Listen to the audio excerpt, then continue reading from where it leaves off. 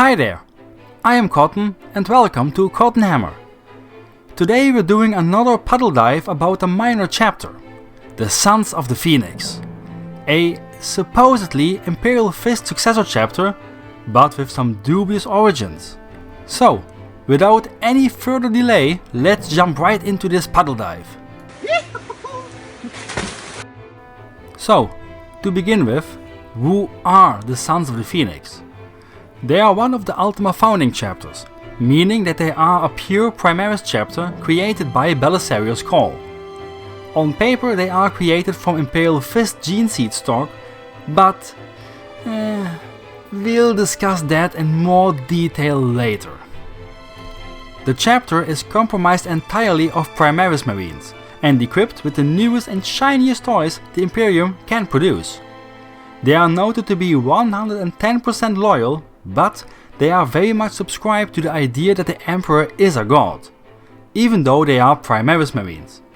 Which is why in every iteration you find them, they are more described as faithful rather than loyal. They also have an obsession with fire and flames. No, not in the Salamander's way. More in the symbolic and theatralic way. And not just in their name, Sons of the Phoenix, but also from their battle cry, "From the fires of war we rise," which they keep shouting in a ritualistic fashion to the point it becomes fanatical.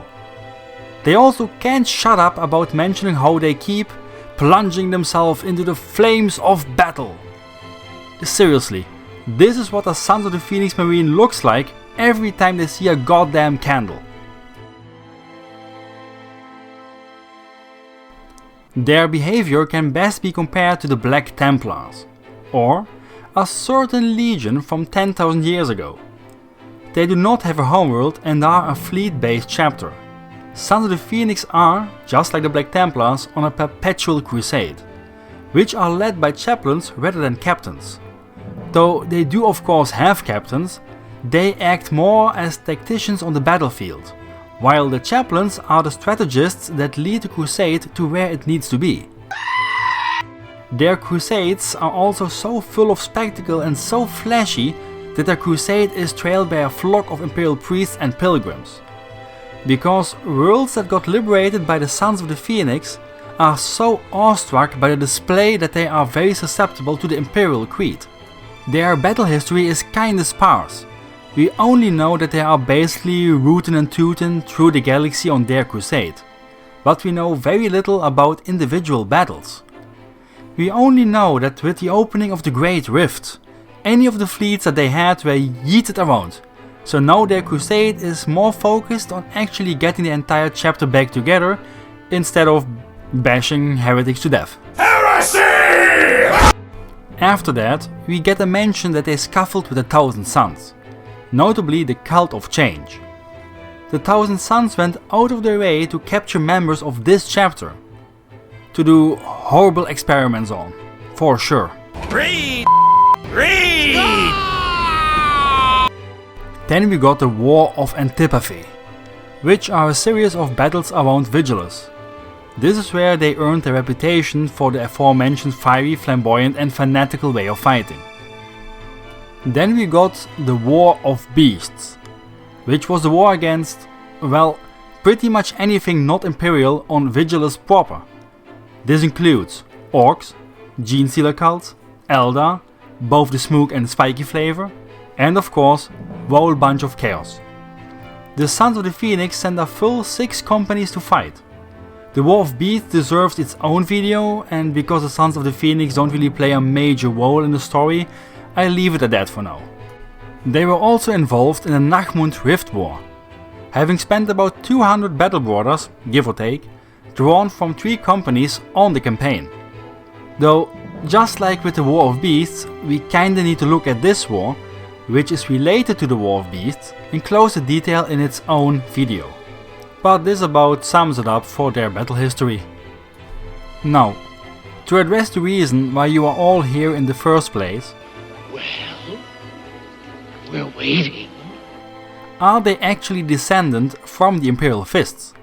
Because, as you are probably aware, if not from the community talking about it, if not from all the memes about them, if not from, looking at them, it is rumored that the Sons of the Phoenix are made not from Imperial fists, but from Emperor's children gene seed.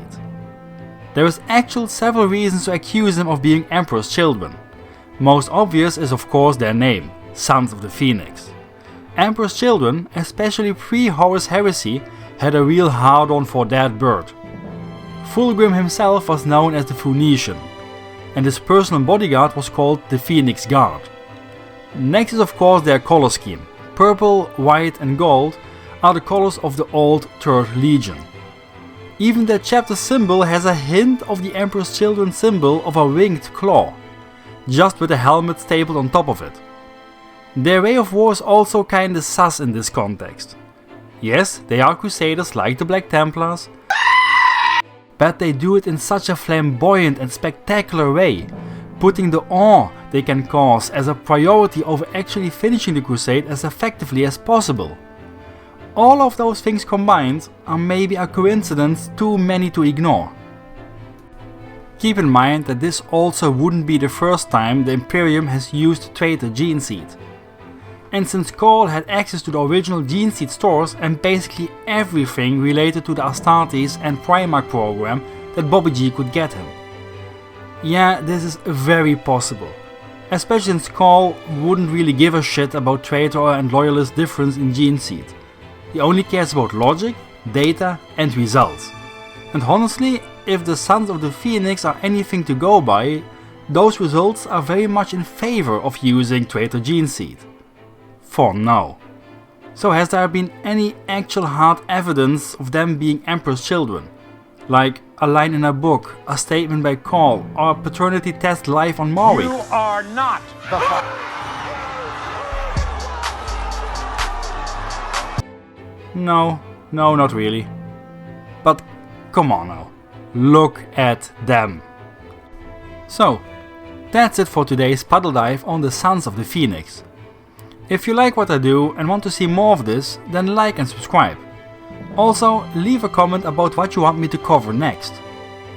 Anyway, see y'all next time, cheers!